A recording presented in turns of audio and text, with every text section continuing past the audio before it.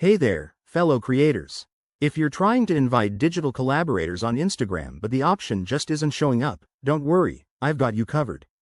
This is a common issue, especially with Instagram's frequent updates, and in this video, we'll dive into how to fix it step by step for 2025. First off, let's understand why this might be happening. Instagram requires certain account settings to access features like inviting collaborators, so we'll start by checking if your account meets the criteria.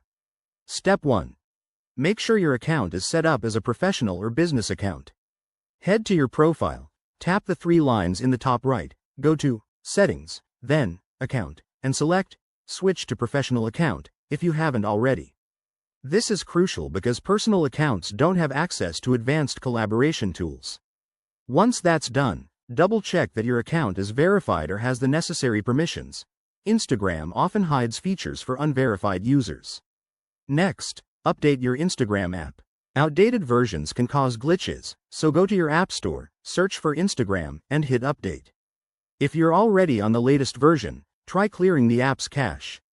On Android, go to Settings, Apps, Instagram, Storage, Clear Cache. For iOS users, offload the app and reinstall it. This often resolves visibility issues. Now, ensure you're in the right place.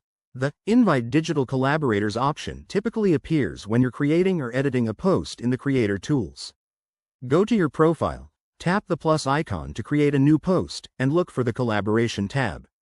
If it's still not there, restart your device or log out and log back in to refresh your session. One more thing. Instagram's algorithms might be acting up due to recent changes in 2025, like enhanced privacy settings.